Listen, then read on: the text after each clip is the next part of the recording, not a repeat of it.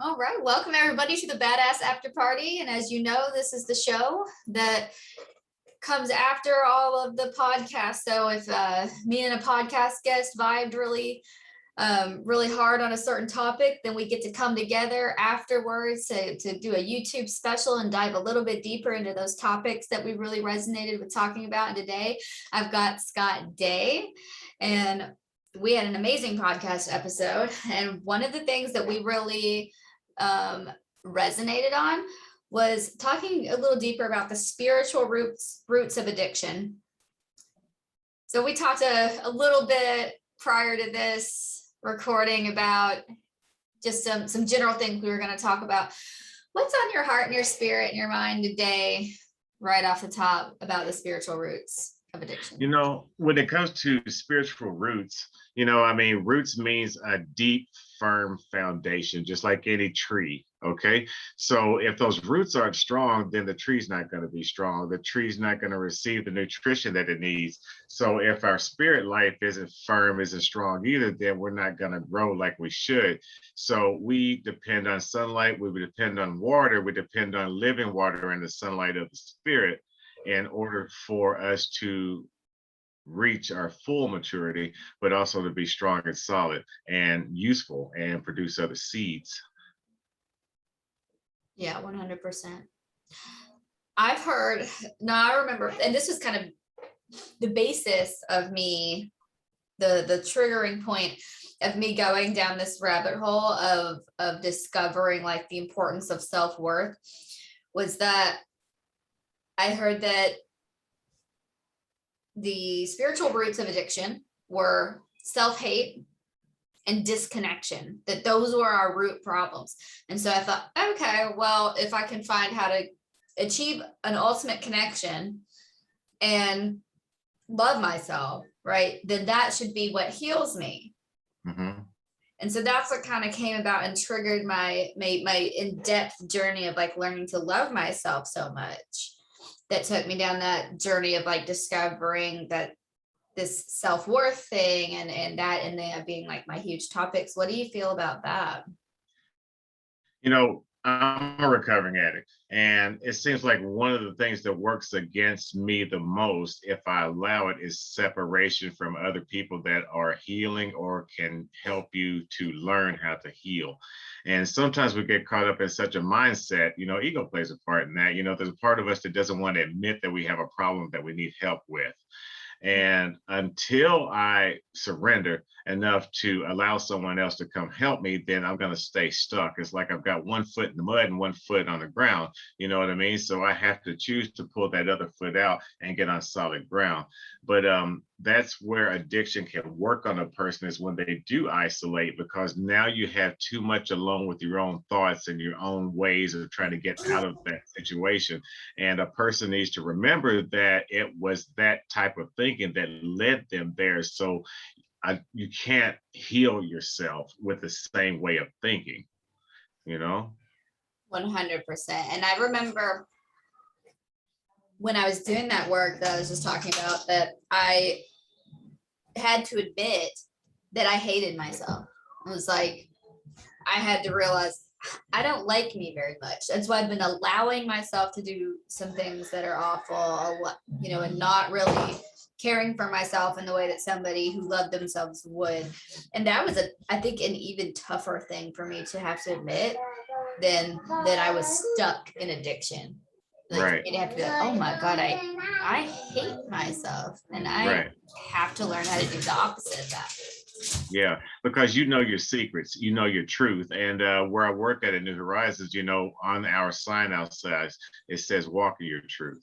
Okay, so when I teach a class on Mondays on criminal thinking, one thing that I always relate to the class that qualifies me as an addict isn't so much the kind of drugs I did or the amount of drugs I did, but what I was willing to do to get those drugs. Some people can wait until they get paid. Some people can do it occasionally on weekends or whatever, but for the person that cannot wait, then they start bending their morality as far as like what they're willing to do. And when you are surrounded in that world by other people that are just as desperate as you are, then a lot of things are allowed, and people tolerate each other's sicknesses because they need each other to feed that habit. And they don't judge each other, they use each other. So the person that goes out here and steals is accepted by the person that's the prostitute, and the person that's the prostitute accepts the person that goes to stores and boosts money, because it's all about bringing dope to that table. And that's the most important thing. So a lot of things that you wouldn't normally allow in a right frame of mind is permissible when it comes to the world of addiction. I love how you phrase that, of bend your morality. Do you sometimes I wonder, I think there was some bit of like a foundation that I had, like there were certain places I wasn't willing to go. And I've heard some other people like say that, like, their rock bottoms were different, so some people already have like some kind of existing unshakable foundation. And there's also like this idea that maybe, if we had been taught or in a more nurturing environment growing up where we would, had a better, more solid foundation of our morality, that it would have been less shakeable. Do you think that's true? Or do you think that like everything's up for grabs in terms of morality? You know what? I think that can be true, but I also think too that even if you're raised up in a perfect household, okay, you're taught not to step out in traffic. Just like if you're raised in a dysfunctional home, you still don't step out in traffic because you know the damage that it'll do to you. So really it boils down to choice. Environment can play a factor. You don't have as much support in certain environments. There's other people that are encouraging you to be part of that. And again, it boils down to choice. Because every day, like I just said, we decide not to step out in traffic, on drugs, off drugs, okay, because we know what will happen if we step in front of vehicles, okay? So the question is, how can a person attribute that same knowledge of yes and no, and when to say yes and no when it comes to drug addiction, or when it comes to furthering your nurturing of your spirit? Because sometimes I feel like once a person gets so much progress going on in their lives, they feel like that's the time that they can relax, when really it's the time that you need to dig in and work as hard as possible to maintain what it is that you've built. What do you think creates? So you think choice is what creates like that difference in rock bottom? Someone told me once, they said, okay, a person has to hit rock bottom, but rock bottom is when you decide to stop digging. Okay. And a lot of times when people keep on rescuing us, they keep on giving that shovel back to us so we can dig even deeper. There is a basement to that bottom, but it's whenever a person in their heart sincerely says to themselves, to God, to whomever, this is enough. I don't want to live anymore. Show me how to live. When you reach that point of brokenness, then you're able to receive that help. But whether you get it from the Bible or whether you get it from the big book of Alcoholics Anonymous, if you do not apply that to your life, then it's just really good advice, So it has to be applied to a person's life in order to see these promises that we keep on hearing about and see other people experience. Those are meant for us too. But we have to get on the other side of addiction in order to receive that. Some people give themselves time limits. They're like, okay, well, this hasn't happened in 3 months, you know what I mean? So it must not be working. So I'm going to go back to what I know, but a person didn't get themselves in that situation in 3 months. So how can they expect it to be corrected in 3 months? You know what I mean? So sometimes a person is looking for a way to disqualify having to put in the work to get those promises from recovery or restoration. Really, recovery is great, but restoration is the key. You take something that was broken and you reshape it and you repurpose it and make it useful again. So that's something that we stress a lot, is restoration of a person. They've already been beaten down enough. They've beaten themselves down enough. I've beaten myself down enough. But like you said, we have to learn to love ourselves enough to give ourselves a chance, see ourselves differently, and start reaching for different things. And all all of a sudden natural gravitation will bring those good things into our lives, because the healthier that we live, the healthier the people that come into our lives will be. Mhm. Yeah, 100%. Now, one thing that I know to be true is that mental illness and trauma are normally underneath, when you start digging into the mental realm of a person who is an addict, you find some pre-existing conditions, right? That you didn't just get there because that was what you wanted to do or how you wanted to live. There was normally some untreated things, some stuff underneath that could have maybe been taken care of earlier and then prevented that addiction from taking place. People begin with like self-medicating and things like that, right? Has that been your experience too, working with people, that you see a lot of underlying mental illness and history of trauma? Yeah, a lot of people that come to our program, they are dually diagnosed. They have substance abuse, but they also have, mental issues and things like that. So you just kind of like have to gauge when to apply what. I've been in a situation like that, but there comes a time where you have to own things, things that you've done, lack of responsibility. You have to own those things, because once you get into recovery and once you start restoring yourself, okay, there's only so many pats on the head you can give yourself and get an excuse. There comes a time where you're just going to have to not only grow up, but you're going to have to exhibit some responsibility, because where we work is not only substance abuse, it's also behavior modification. Right. How do I go living life, dealing with some of the same problems, but handle things rationally and act like I got some sense and not sabotage everything and pull it down on myself? That is where a person needs to learn how to live. Yeah, 100%. I would say that it's part of self-love is admitting that it wasn't your fault that some things happened to you, but taking responsibility of that. Once you took on that energy of the things that happened to you, that now they're your responsibility to heal. Like, once damage has been done to you, it's your responsibility to heal it. It might not have been your fault that somebody did it to you. That sucks. Yeah, you were a victim in that situation, but now it's yours. Now you own it, right? Now it's your responsibility, and you're the only one who can ever decide one day to fix that thing. That's right.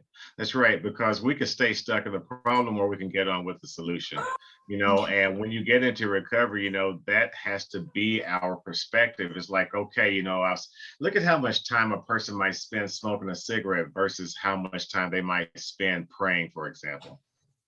Okay. How much time they might spend watching a television show 1 hour versus how much time is spent in prayer. Okay. And then we wonder why the balance is still off, because we aren't paying as much of attention to the thing that's going to help us get well. So we have to put that same amount of time, energy, effort, and purpose into the things that's going to heal us, Just look at spiritual things, okay? People pray to God. I pray to God, okay? And God wants a relationship with us, okay? He wants us to talk to him when we need things, but also when we don't, okay? Now look at earthly relationships between a child and a parent. That parent wants to relate to his child. He wants to be approachable by that child. And he wants to not be called upon only when that child needs something. That doesn't make sense here on earth or in heaven. So it's about relationship and putting the effort and the value into those types of relationships in order to heal ourselves. That is what helps change our heart, which changes our minds, which changes our actions, which changes our lives. I love that you put the heart first. I feel like so commonly amongst healers, teachers, providers, right? We hear that it's mindset first. And I'm one that has preached that message. If you change your mind, then you can change your emotions, which changes your energy. You can change your physical reality, and therefore that's how you can manifest some shit, right? But I love that you put the heart first. Yeah, because I mean that's where the true person lives, whether it's good or bad. So when I pray, I ask God to give me pure motivation. Let me do the right things for the right reasons. And something that I just don't stress enough in my classes or in just general conversation is when your heart changes, you change and you end up in position to receive these blessings that are hoped for. For example, where I work at, there was a person that was trying to get their license, but they didn't have a vehicle to use. Okay. And they didn't have any money to give, to rent a vehicle or anything like that. So I had a vehicle, everything was working, it would pass the requirements to take a test in. So I let this person, actually, I've done it a few times, I let this person use my vehicle so they could take that test. Okay. So by genuinely trying to help this man, I was doing it for the right reasons and I wasn't looking for a payoff. And I ended up in the right place to meet my significant other to, yeah. Oh, So if I hadn't have been genuinely trying to help this person, I wouldn't have met Peggy. You know what I mean? And now that's just a byproduct of living right and being in position to receive these promises that you see everybody else get. I'm sure that most addicts are tired of watching other people prosper.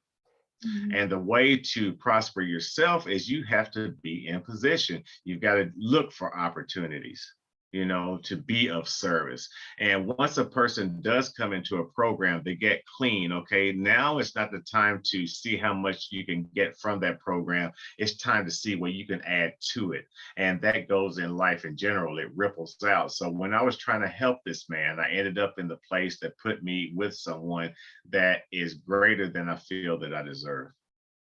Incredible. I did not know that part of your story. It's so cute. I love it. But it's Yeah. so real. That is so real that when you, and I think I call it being in alignment, with God's will for me, when I'm listening, when I'm taking the direction and I'm following those nudges and those next right things, right? Doing those things that I know I'm meant to be doing in the world, that things just line up, right? And they just fall into place and things become easier.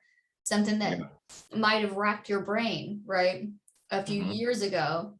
Oh man, I want a spouse. I want a significant. How do I meet somebody? How do I find a good woman? Da, da, da, da. Like it might have like been something that could have like racked your brain, and you wouldn't have had any clue how to manifest this thing into your life that just Mhm. pops in when you're doing the right things. It's really how it is with everything. Yeah, I read something one time, and everybody wants the perfect life, and I read something one time when it came to a person that was looking for the perfect woman, and this person replied to them, instead of worrying about the perfect woman, first worry about being the perfect man, and Mhm. then that natural attraction will happen that will bring you that perfect woman. So a lot of times we have to get things straight. You know what I'm saying? We Yeah. have to come healed before we can allow that healed thing into our lives. Some things just can't coexist together. God's not going to give you a perfect person if you're still a mess. You know Right. what I mean? Work 100%. on the mess first, get yourself together to where someone like that will want to be with someone like you. Because most people that are perfect for us, they may not have everything together, but they may have things fairly tight. And a person that is coming out of addiction, is still trying to get like, their head together, still trying to show up and work a full day at a shift and things like that. So, it's not time for you to receive that part yet. You know what I mean? But a lot of people want to go from first base to third base. And that's just not how it works. You know what I mean? You have to be built, you have to work steps in order to get to that place. And it'll come in time. And what is meant for you is for you, just maybe not today. Yeah, and I think that's so true and can work with like kind of the opposite side of that as well. Like when you start to grow in yourself, the things that are not for you start to fall away as well, right? So Oh, that, yeah. and sometimes that looks scary. And I can recall being in early stages of recovery and feeling like, why is my life falling apart? Why is everything disappearing? Right. And it's because it's shedding, right? The things that aren't for you anymore, shedding away and making Right. space for God to put those new things in your life as you heal and you grow. You tend to stop being a vibrational match for a whole world and realm of things that you've been participating in, and they begin to fall away. And I always tell people discuss this, like having to set boundaries with old people and old places, and it's like, well, the people are easy, be recovery oriented, and they'll run away. Yeah. They'll just leave. They're not going to hang around when you're talking about God and healing and light and love and recovery and sobriety and helping people. They're not even going to be around you. Yeah, some people are miserable by your happiness. If they can't achieve it and attain it, then they're miserable by yours. So they don't want to be around that. You know what I'm saying? Because it makes them take a look at themselves, and where they're lacking or their inadequacies. I've been guilty of that before, when I would always see a nice life in the distance. You know what I mean? And that's the name of our program, New Horizons. It's like, okay, there are new, better things waiting for you beyond the horizon, but you got to get to that first. You know what I'm saying? Yeah. It's almost like if you see a city, but there's woods in between you, you have to navigate yourself through all those trees and all those rocks and all that broken, sloshy stuff, before you can get to the city. You know what I'm saying? But once you get to that, you look back through everything that you went through, and it's like, man, that was bad, but it wasn't so bad that I quit and couldn't get here. And now I'm glad I went through all that to be in this place. No one wants to go through withdrawal. When it comes to addiction, people will spend years and years, and I am one of those people. I have spent the better part of 35 years trying to find some type of balance. How can I do drugs and not ruin my life? And I tried everything. Weekends only, waiting to get paid. I never sold drugs. I was always a consumer, things like that. But, people trying to find some way of doing both, when really it boils down to a choice. Regardless of if Joe Blow over here can do it and still be okay, I cannot. You have to accept that about yourself. You know what I mean? So that's when God can come in, when you finally start telling the truth about yourself to yourself, because if you start lying to yourself, you are really in trouble. Yeah. And especially once you get, there's always like this progression. And once people get into these harder drugs, it's always a lie. You cannot do heroin or meth casually, or socially. Those things don't happen. If you're touching those drugs, you have a major problem, first of all, at all. There's a huge difference between a normal human being who has a glass of champagne at a wedding once a year, and somebody who, because the idea of meth or heroin to an average person, right, is lunacy. Right. Lunacy. They wouldn't even fathom going anywhere near it. So it's like, if you're touching these kind of hard drugs at all, there's a problem. Something has went awry in your brain somewhere along the way. Right. That's right. Look at addiction and also spiritual voids, okay, in relation to an earthquake. Before an earthquake hits, usually there's some kind of tremor or a jolt or something like that, but a person will ignore that and say, well, it's nothing, it's not a big deal, and they'll ignore it and they'll keep on going on with themselves. And then next thing you know, there's a bigger jolt or a bigger warning, okay? And the same thing can be related to spiritual voids, when we start slacking in our spiritual search or our prayers and things like that, that's the crack, okay? And then we get a bigger crack, you know what I mean? And we may ignore it, or we may pay attention to it, or we may jump over that crack. And after so much more negligence, all of a sudden there becomes a big gaping hole, and everything falls down into it, or falls down around it, or falls down because of it. So a lot of the times we can't claim ignorance, we ignore things. And next thing you know, we're wondering, how did we get back to this place I just begged to get out from? You know what I mean? There's an analogy. And it was talking about a man that has a heart attack, and he goes to a doctor, and the doctor says, okay, what you need to do is start exercising, stop eating fatty foods, stop smoking cigarettes. So the man follows these suggestions for a while. Okay. And he looks in the mirror one day and he feels like he's looking pretty good and feeling pretty good. And he's like, well, it's been a little while. I'm feeling pretty good. I think I could smoke me a cigarette today and I'll be okay. And I think I can eat me a hamburger today and I'll be okay. And I don't think I need to exercise today and I'll be okay. And next thing you know, that becomes habit again and he has another heart attack. Why? Because he stopped doing the things that was keeping him well. And we do that in addiction. And we also do that in our spirit life. Sometimes we don't pray as much. We don't pray as fervently. We don't pray as often. We might not pray at all, but this is the thing that we know is the source of our healing. So if we aren't paying attention to that, then of course we're going to fall out, backslide, however you want to phrase it. It's just simple mathematics. Yeah, 100%.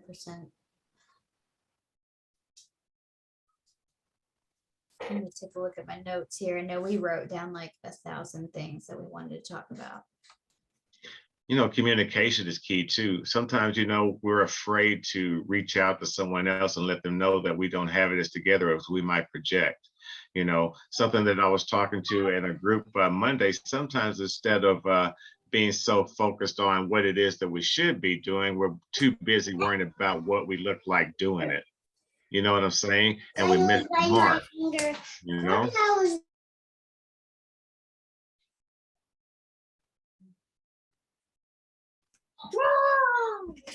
Communication is paramount.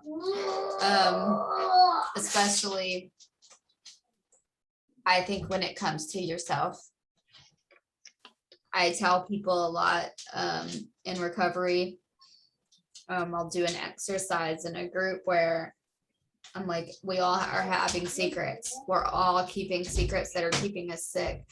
And just go ahead and in your own mind, just say it to yourself. Just say it to yourself, just in your own mind, just for you to be in honesty with yourself. You don't have to admit it to the rest of the group yet. You don't have to admit it to a whole bunch of people. You don't ever have to admit it to a whole bunch of people if you don't want to, right? But just for you to know inside of your own heart what's your truth, will begin to set you free, right? Admit it to yourself, admit it to God. Find one person on the entire planet that you trust. If you want to say that thing out loud to somebody, you don't have to go proclaiming it from the rooftops just to be living in your truth, right? And I think people kind of get scared about the idea of telling the truth or being honest or being, communicating the truth. And it's because they feel like they have, that everybody's going to feel some kind of way or everybody's going to know. And it's like, it doesn't have to be like that. You get to have the sovereignty to decide who you trust with your truth. And starting with myself is always where, I become feeling very free. If I can just say it in my own self to myself and know it, even if it takes me a year to want to be able to live that truth outwardly, that's enough for me, right? And I think that's something that we, with authenticity in general, when it comes to recovery, that was always something that was a difficulty for me, was being authentic, because I was always so concerned about what everybody else was thinking about me and trying to live for everybody but me. And so that kind of comes back to, the self-love point, and why that was so crucial in my recovery, was being able to show up as me. But it's like I had to get comfortable with who that person was for me. And first I had to meet that person because I didn't know who she was. I didn't know myself well enough for me to be in honesty and in truth about who I am outwardly with other people. Right. One thing that I was talking to in the class, is like, all of our experiences are, when we get into recovery, our experiences tailor fit another person's experience. You know what I mean? So I really encourage people not only to be honest during class discussions, but being gut level honest, because I feel that our progress stops the moment that we stop being gut level honest about some things, because then we start dressing things up. It's like putting a dress on a bear, for example. Okay. We start kind of shaping it, watering it down, things like that. But that's where our progress stops, because we're too focused, like you just said, on what we are looking like, saying, this is who I am, this is what I've done, and try to say that in a way that we don't feel too ashamed to speak on it. One thing that I talk about the classes is saying, that the things that you go through is going to be perfect for someone else that is coming after you. You know what I mean? There's a person that would hear some things come from you that wouldn't listen to it from me, and vice versa. You know what I mean? There are some experience that you may have that I haven't had. But when a person says, hey, these things have happened to me, it gives another person courage to say, yeah, that's happened to me too. Or, man, I'm not the only one that feels like that. Or, man, I'm not the only one that's happened to. So if this person could get past that, maybe I need to listen a little bit more to see how I can get past this thing too. And I can never say it often enough. The Apostle Paul said it the best. He said, my suffering is for your gain. So all the things that he had gone through, when he looked at it from that proper perspective, he's like, okay, this is tolerable now because it's bigger than the situation. It's not only about me and my pain, but it's about helping another person to heal their pain. But I got to make it through this to show that it's possible. Yeah, I remember being in support group rooms and pouring my heart out, and it was totally about my own healing. It was like I knew I had to get it out of my own spirit just for me to be able to be okay.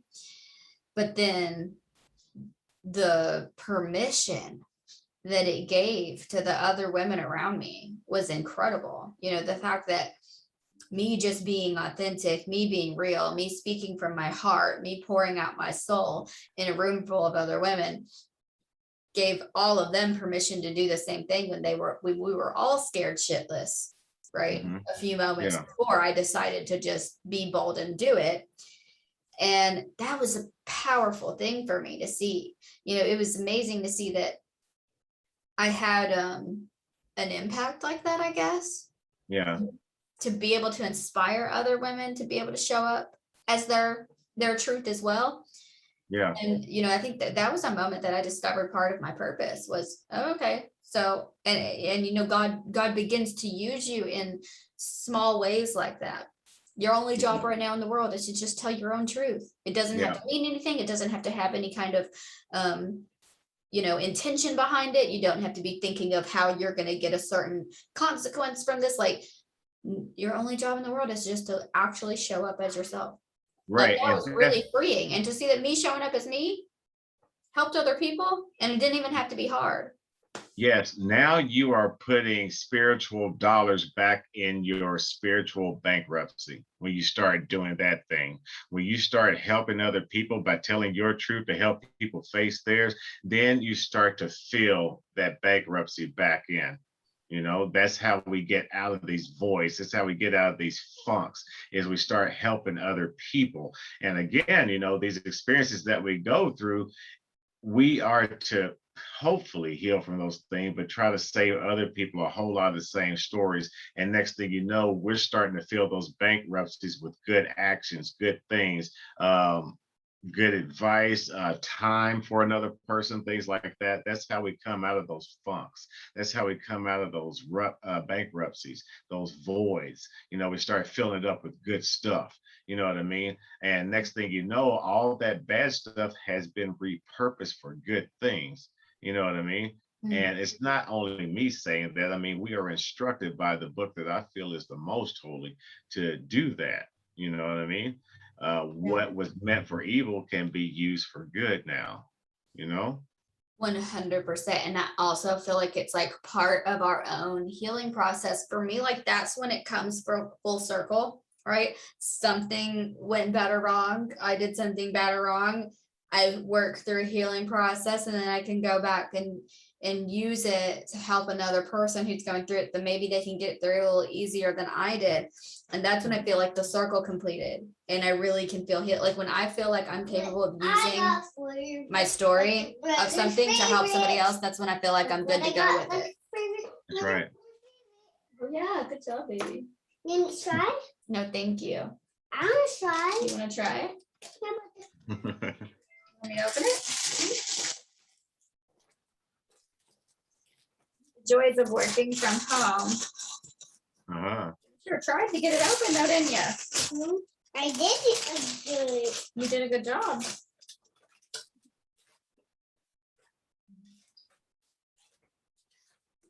So I always felt like it's like, especially with the roots of addiction, that it's those bankruptcies, like you were talking about, like the voids that we have to fill, or we're trying to cover something up.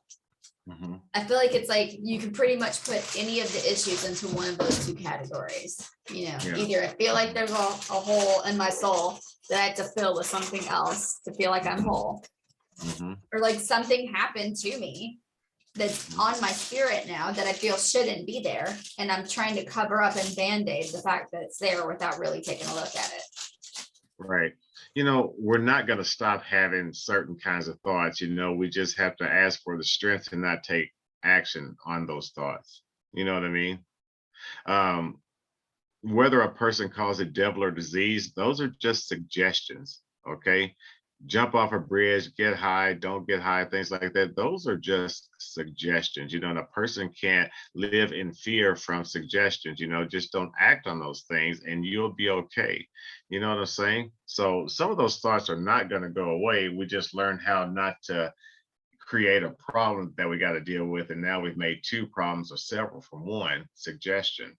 And that's where we need to ask for strength, guidance from other people, talk honestly and openly about things like that, to take away that power from those suggestions. Someone told me several years ago, they said pain shared is pain lessened, and a lot of the times people feel like that they're weak or inadequate somehow if they say, hey, I'm still having these thoughts, or my life's not perfect, or I'm still having thoughts about getting high, or, I'm really wondering if God is real or not, is it God, luck, coincidence? A person feels like they are going to take away from their witness if they admit those things. But even some of the greatest players in the Bible had their moments of weakness. You know what I mean? But they helped each other make it through it. God strengthened them. They made it through it. You know what I mean? So our experiences are going to be the same. So the remedies are the same. I've got something to say about a couple things you said. And the first one was, the people are scared to share. And I like to think of everything as energy. And when it comes to having something heavy on your heart, right? It's like you have to share because it's heavy and we can't always carry things by yourself. And if you think of something that it's there, it's like a real thing, it's got a weight to it. It's an energy. And it's just like if I was trying to carry a couch by myself and you were sitting right there, Scott, and like I didn't ask for your help. You know what I mean? You would think I was insane, right? If I was just like trying to move a couch and you're like, hey, yo, right here, like whole other person, I can take one side of that for you. Like it's, when you think about it metaphorically like that in a different way, it's like, it's silly not to just ask somebody to help you carry, that has strength to help you carry part of a heavy load. That's right. And I think sometimes we think of our feelings or, the things that are on our heart as something that is intangible. So we think of it as not a big deal or that it shouldn't matter, but it's huge. It still is something that's heavy on your spirit, and we need our other people in the world who also have a spirit, right? To help us share that load. And then that kind of goes back to like oneness too. If you think of this idea that we're all connected in some way, shape, or form, and it affects us, right? If my friend is in pain, that affects me. I feel that, right? We're humans. We can feel when each other is in pain. If I know that my friend is over here in pain and I haven't spoken to her about it and helped her carry some of that weight, I stay worried about her. You know what I mean? So like we're all connected, and it bothers us when other people in the world, right? If you're a true, caring human being who's sober-minded and empathetic, right? Like a normal person should be, if you're not in some kind of like horrible mental situation yourself, like a normal person is empathetic to other human beings and wants to share the load, and it makes them also feel better for helping share that load. And I think that sometimes, the people around us can stay in a bit of discomfort when we choose not to share with them, because we can feel it, right? We're intuitive beings. So it's like when the people around me are going through something, I know, I know, even if I don't know because they haven't shared it with me, something in my spirit knows. And then that gets resolved when they let me know what's going on, and it feels better for the both of us, right? Yeah. So like there's that. And then I also feel like we have to remember that we're the observer, like you were talking about, Elise, thoughts of, letting them be their suggestions. We don't have to follow any of the thoughts. I like to remember that I'm the observer, I am the soul. I'm the thing that's in control of the mind. It's my mind. So what am I then, right? It's my body. So what am I then? I'm the soul. I'm the one that's in charge. And they're my thoughts. That's my brain. And your brain's always just doing work to create thoughts. And I get to just be a neutral party behind all of it and say, okay, what's going on? This is interesting. That's interesting. Why? And not really take them on as part of me. I think that's one of our biggest issues, especially people who have struggled with addiction, is that we think that our thoughts are us and they're not, or because we have one of those interesting or strange thoughts that we think there's something horribly wrong, that we have some kind of deficit now, that we've had an awkward thought. But if you can stay neutral and stay that observer that's kind of like behind it all, then you get your power back. You know what I mean? Right. And Yeah. then you get your control back over your situation, over your mind, and over your body. I've heard a lot of people say, like in AA and things like that, like before they relapsed, they said they knew to call somebody. They had numbers to call, but they couldn't call them. And they used to call that the 1,000-pound phone, because the time that you need to pick it up the most is the time when it's the heaviest and hardest to do. You know what I mean? Because they didn't want to either bother somebody with their problems. They thought that they were far enough along that they should have been able to work this problem out themselves. But again, that is your disease or the devil, whatever you want to call it, working on you, working on your weaknesses, working on your self-doubt. That's where addiction lives, is in those places within a person, and he's just waiting for a paper thin opportunity to come through that and pull you back in. But a person has to let themselves know that they are enough, that someone will listen to them. They are important enough that they need to ask for help to help themselves, not even so much to correct their lives, but to make it through a day or a situation. And he has to surround himself with people like that constantly reassure him that you are enough for me to be connected to. Call me when you need me. Call me if you don't need me. I am here for you. You are not alone. You don't have to feel alone, and we constantly need to be reminded of those things, because we're trying to unwrap several years and several traumatic experiences to tell us the exact opposite of that. You know what I'm saying? So in order to unravel a rope, you got to do it a strand at a time, and give it time, develop these relationships with people, so that way they know when something is off. Like you said, your spirit, talks to you, you know what I mean? And it'll tell you when something is off. You have to get close to people in order for those things to happen, but you got to let people in. People have to let you in order to be that in tune to each other, to know when a person needs help and they're not asking for it. Definitely. I agree with everything you just said. Knowing that I'm enough, knowing that people care, that was something I had to learn. That was something I had to convince myself of, because I was very, very good at being quiet, the one that cries in the bathroom. And I think, just emotional intelligence in general is so important to healing of any kind. And I think it's something that we all really need to get more comfortable with in our entire society. We're uncomfortable with our own emotions. We're uncomfortable with other people's emotions. And that's what's created these belief systems inside of people, that nobody will care. because people are like, oh God, she's crying. Like, what do I do? You know, people don't even know how to respond when somebody does show up. And then you get in these places of healing where we all have to learn together how to be comfortable enough with our emotions to, am I comfortable enough to share them? B, is somebody else comfortable enough to receive them and then hold me as, you know, I hear every single day, no matter how long I see a client, they apologize to me when they cry. They apologize. I'm like, you don't have to be sorry. You're a human being, you have emotions, of course you do. But that's the culture we live in, right? Where we've created this environment where we feel like we have to apologize for having a normal human feeling that we cannot, you know, remove if we wanted to. Mhm. You know, it's funny that you mentioned that because Monday, and it's not the first time, I cried in front of my class. And, you know, I told them that I'm okay enough today to cry in front of you because I know what it took in order to get me up here to get to this place of where I could cry in front of people and not be ashamed of it, because that is my healing.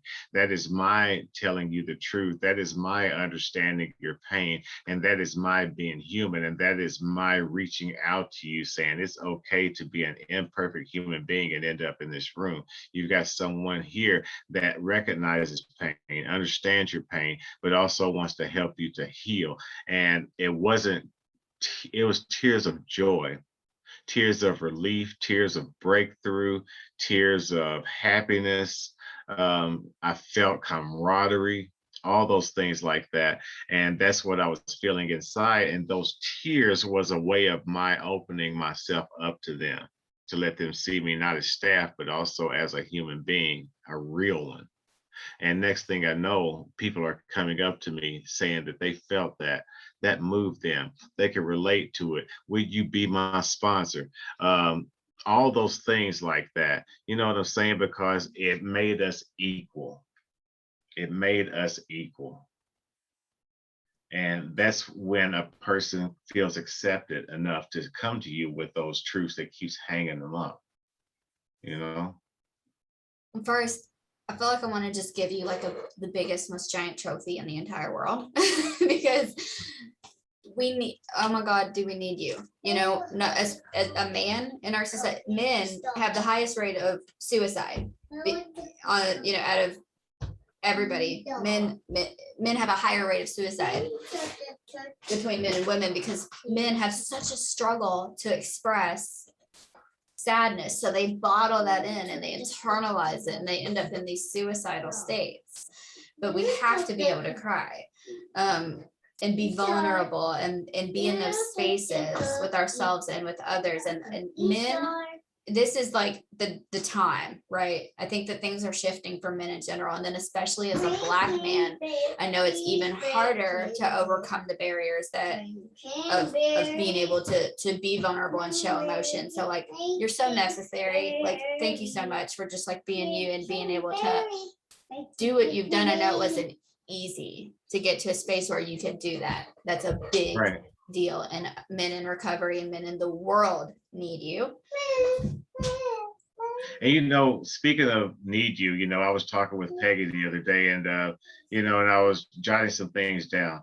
And I think one of the greatest compliments that a person can get isn't I love you, but we need you know, and that right there is big, you know, and I never had really thought of that. But when people say, I need you, we need you, please stay alive because we need you. You know, I mean, that just totally just changes up the entire game. You know, when you feel that in your heart, it makes you want to do different. It makes you want to get up when you don't want to. It makes you sacrifice sleep and be where you need to be. And I always stress if a person is needed and they do love the people that, you know, they are fortunate enough to still have in their lives, then we need to re-gift them the gift of ourselves. Show them that you love them by giving yourself back in the right frame of mind, handling your business, being responsible, not being a problem. Give that gift to them and let those people heal. Let those people get a full night's uninterrupted sleep because they know that you're okay. They know where you are. If you love them, let them heal too. 100%. And I love that you're being the change that you want to see in the world. You know, that is our most powerful tool of teaching, is to just learn it so much and integrate it into who we are so much that we show up being the different way. Because you could have went into a classroom and said, hey men, it's okay to cry. Hey guys, it's cool to be vulnerable and that's okay. And you guys should be all right and comfortable with that, right? That's one way to do it.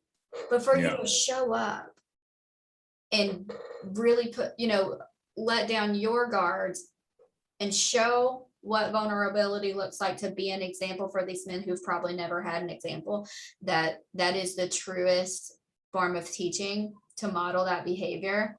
And I believe in that so much. And I do the same. I cry in front of my clients. I cry with my clients. And that's the most healing experiences that I have with people.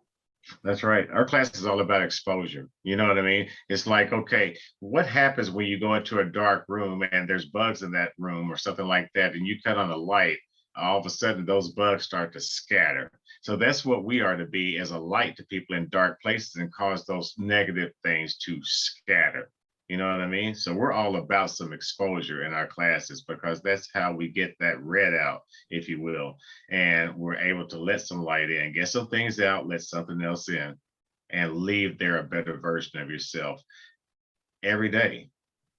Every day. It doesn't have to be anything big. Just some people, they've never been introduced to things like that. So they might think if they can go an entire day and not say the word F, the F word, that's progress. And it is for them. Some people never do. Some people, that's all they do. But a person needs to address some hang up that they have, that they know keeps them from being a better version of themselves, and focus on that one day, that 1 hour, that one class, whatever the case is, you know what I mean? And build on that, you know what I mean? And that's how you build your foundations. That's how you build your core. That's how you build your strength, is by adding layers, just like how you have to remove layers. You know what I mean? So everything that's taken away puts something in its place. Good. And next thing you know, it comes from choices that I need to make to a lifestyle. So you come in like that. People know you like that. Our program is about rebuilding your reputation. You know what I mean? Taking advantage of opportunities. And after being consistent with that, next thing you know, people are starting to give you the keys to things. You know what I mean? They're taking chances on you. They're promoting you. You know what I mean? They are coming to you for solutions, And that's a beautiful restorative thing. Yeah, it definitely is. Trust feels so good when it's something that you never had before, right? Sure. Yeah. Go ahead. And that's what it takes sometimes. Some people just need somebody to give them one more chance. Some people are at a place where they can't handle another failure. You know what I'm saying? So you got to give a person an opportunity to shine. You know what I mean? And somebody's got to take a chance on them. Yeah, they might end up blowing it. Or it might be the one that takes that and runs with it and takes advantage of it. But just the same, you got to give a man a shot. And it's no surprise when people don't take advantage of it most of the time. What's surprising is when they do.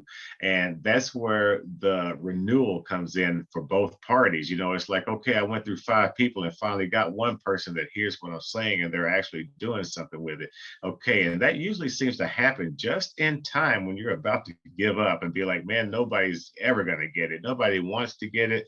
They don't want to stop the behaviors. They want to stop the consequences. They don't want to stop stealing. They just want to get caught while stealing. They don't want to stop doing drugs. They just don't want to ruin their life but still do drugs. But you're going to find that one person after you sift through a few, and it's going to be just in time. And all of a sudden you're rejuvenated, renewed, and you're ready to go back at it again. Look at Jesus' experience. Jesus went to places, some people jumped on board, some people didn't. You know what I mean? But what did he do? Stay there and try to get the people that didn't? It was their choice, their decision. He just kept it moving. Went somewhere else, gave it to them. Some accepted it, some didn't. But he didn't stay stuck in one place. He gave it to the people and let it be their decision. And we should do the same thing. It's our responsibility to give the right things to people, but the outcome is not our responsibility. That is them and theirs. And sometimes that's where a person that is the helper now gets stuck. They feel they have to stick around and see the outcome. Not necessarily. If I have a plant, I may plant the seed. You may water that seed. Somebody else may move it around into direct sunlight more. Some other person may bring that plant inside when it gets too bad to be outside. Another person picks that up and takes it back outside. So just like how it talks about in the Bible, you know, how it takes a village to raise a child. Well, that same thing happens in recovery circles. Same thing happens in church. You know what I mean? It takes all of us bringing something to the table. You know, just like any building that's built, you know, you got a person that's good with the electrical part. You got a person that's good with the floor plans. You got a person that's good as far as like getting the foundation. You got a person that's good at putting in the air conditioning and things like that. Not one person could do all those jobs. It takes all of them bringing their talents together to make something big, solid, and beautiful. And we have to remember that that's where we are too. We can't be so grandiose in our thinking to think that we are the answer. We are the cure-all. We are part of a whole. We are part of the answer. And that's humbling. That's where humility comes in. It keeps us level-headed to where we don't think that we are more than what we are. You know, we contribute. You know what I mean? Mhm. Yeah, and that takes the pressure off too. Sure, absolutely, Yeah. it does. I had a life coach that was helping me in a period of my life, and he told me, you know, you're not responsible for the good outcomes or the bad outcomes. That's You're right. just responsible for showing up and doing what you know to do. And they, you know, all you can do is give the knowledge. If they want to use it, like they can use it, and it doesn't mean anything good or bad about you if they go change their life forever. Mhm. And that was like that was like such Yeah. a relief. Especially when you show up, you invite God in to do the work, and it's God work. And I always make sure I do that. And that's like my number one advice, I think, for providers. When people are asking me tips and things, I'm like, pray first, invite God in, allow God to work through you. And you Yeah, literally, your job is just to be the vessel to deliver a message. that's That's right. it. And then none of the outcome is on you, whether it's good or bad. But the beautiful thing is you still get a ton of the credit, even though God does Yeah. all the work, and then the person does all the work. If you just show up and be a vessel, people are like, hey, you're a great provider. I'm like, I didn't do anything. I Right. really didn't do anything. I promise I didn't. Yeah. And you know, my daughter, I have two daughters. My youngest daughter, Whitney, she posted something the other day, and I kept that. She says, if I'm so full of pride, there'll be no room for wisdom. Okay. That was powerful. And my oldest daughter, Chastity, is just like you just described. You know, at first she thought that she just had to be every answer to everyone, but now she just makes sure that she plays her position to the fullest, and she makes herself available to them as much as she can and not extend her boundaries, because she realizes too, you can help, but you also have to rejuvenate. You got to have your time, and you have to be fed just like you're feeding people. You know what I mean? And, you know, there has to be times, you know, that you just shut down and you have to self-care. And for a long time, she, you know, admitted that she didn't do that. And I would do that a lot. You know what I mean? I felt like that I wasn't doing as much as I could if I wasn't doing all that I could all the time for as many people as I could. And next thing I know, the only thing that I was doing was crashing after everyone else had been taken care of, but I wasn't taking care of myself. And I didn't relapse, you know, with drugs or anything like that, but my mind was starting to crash. My attitude would start getting bad. I was tired. I was cranky. I was short with people. I drove too fast. I listened to angry music. All of those things were starting to happen. So that was just as bad as actually picking up drugs, you know what I mean? Because the disarray, you know, was just as crazy. You know what I mean? Yeah. So sometimes we just have to remember to stop, definitely slow down before life makes us slow down, you know? Oh yeah. And I'm literally going through exactly that right now, where my mind, the lack of it, and it all comes back on me because I had choices, where I've worked through nonprofits for years and years and got really drained, really compassion fatigued. I love working in nonprofits because people can use their Medicaid. I feel like I'm getting to serve this population of people that really, really needs what I got. I feel like, there's all these aspects of it that are so great, where it gets to really be about service in so many ways, but then it is a very fast paced, like do a lot, and you can get compassion fatigue really fast. It's a lot of very traumatized clients. You're getting a lot of secondary trauma type of stuff.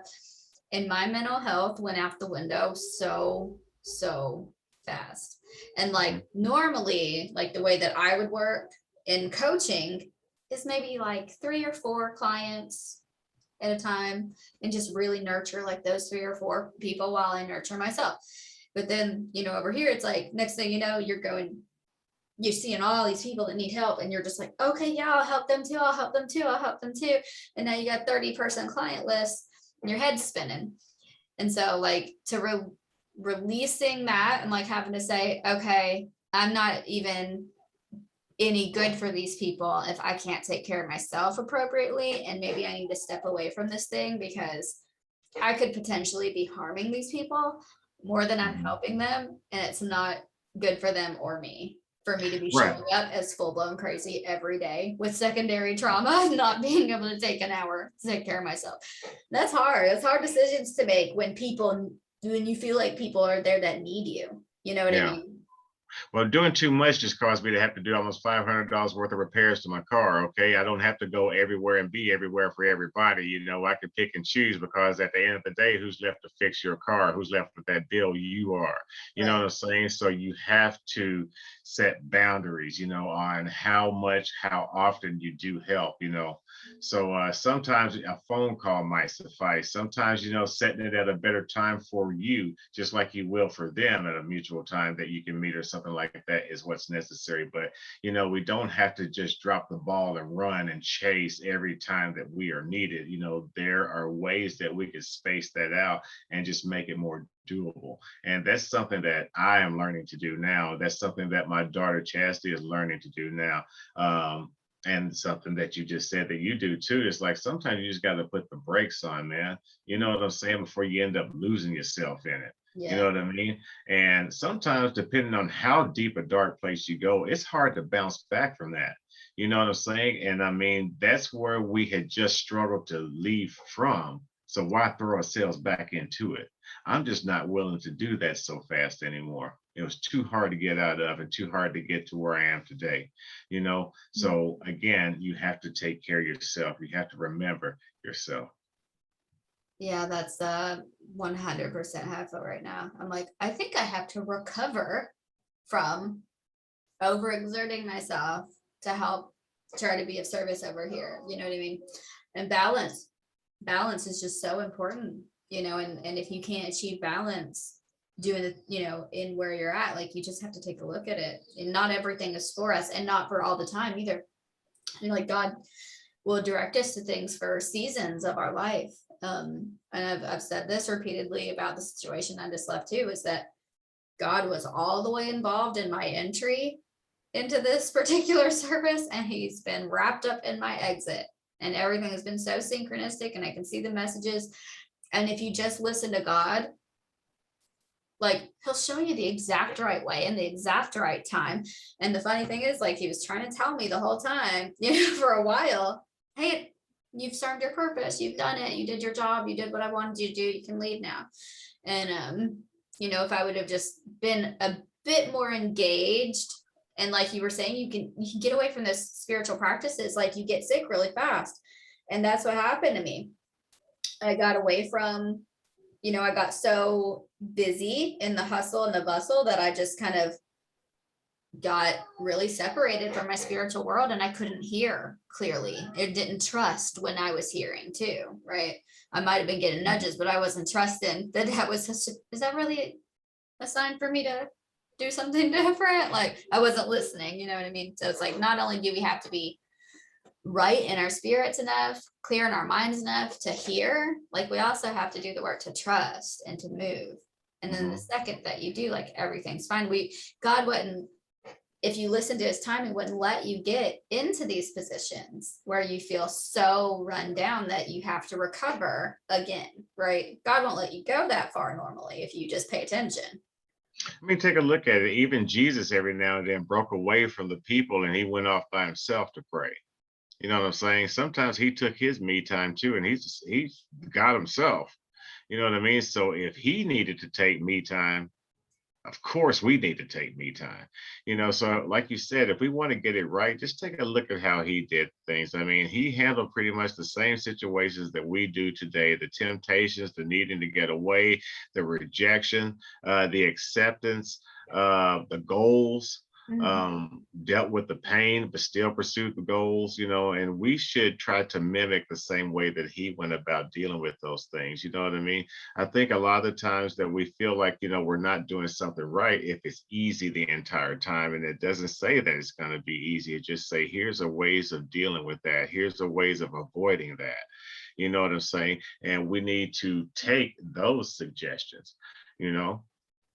And I think what you were saying about, like, remembering, like, that it's not just you, like, you're not the only one, that, you know, removing that idea of self-importance, right? Your ego out of the picture, that, you know what, if I do what I need to do for me, that the world, like, everything won't fall apart or burn to the ground behind me. You know, like, Yeah.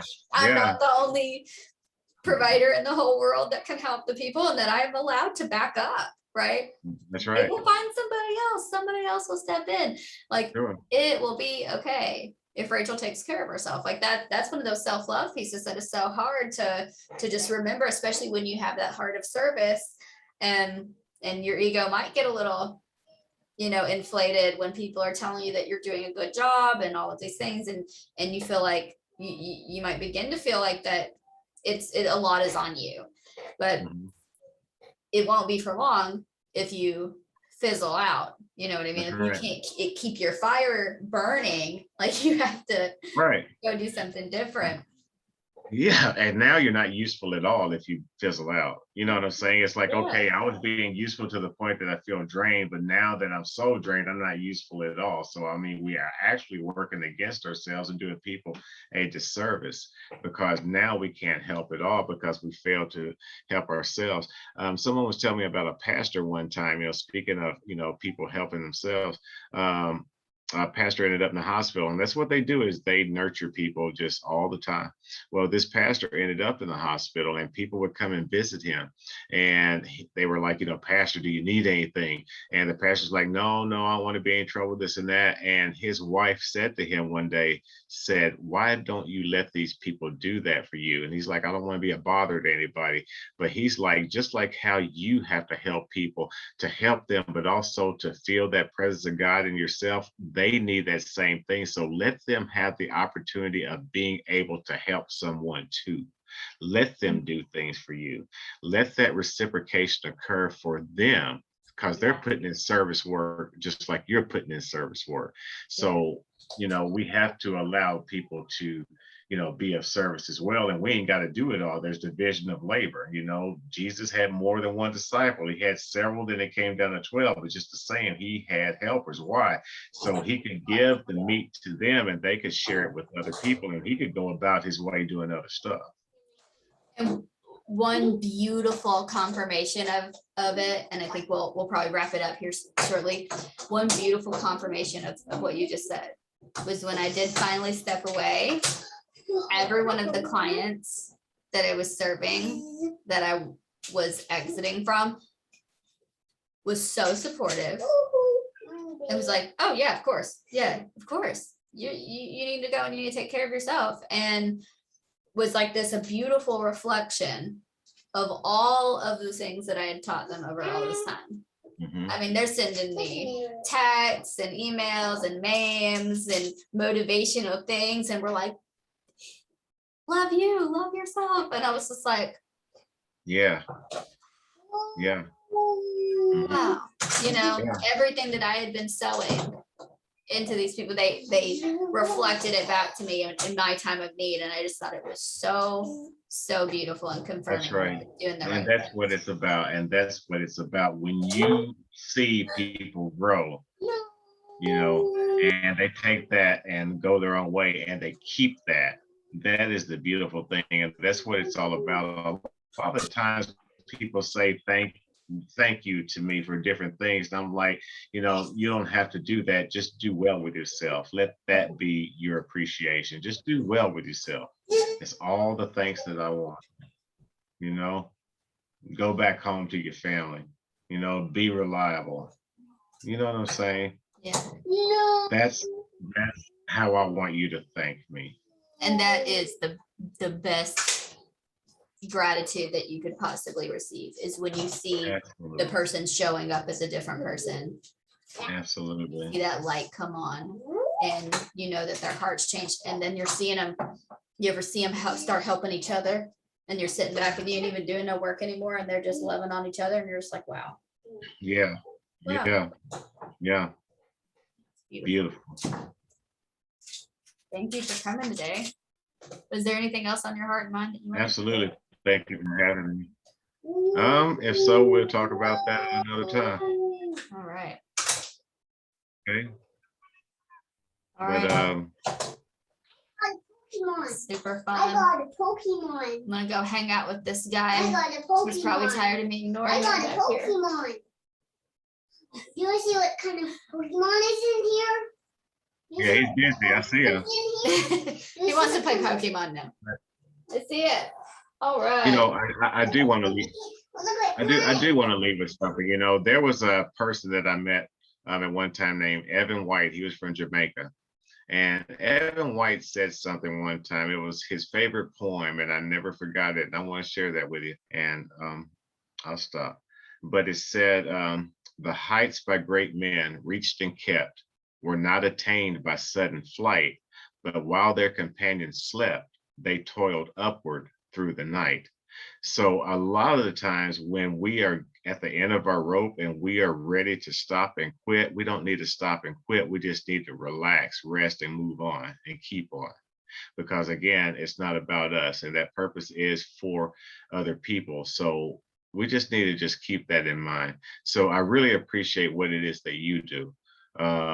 You give a platform for people to become encouraged and also to strengthen each other. It reminds me of the biblical principle, iron sharpening iron. So I really appreciate you being here, and you've just been excellent the entire time I've known you, and just want to thank you. So have you. You've always been awesome participant, engaged, a gentleman, and you've always been so supportive of the work I've done. I'm just really, really appreciative to share this space with you. You definitely deserve to have a platform. You have an amazing voice, an amazing message, an amazing heart for healing the people. And I thank you for sharing that with my audience. Absolutely. Thank you.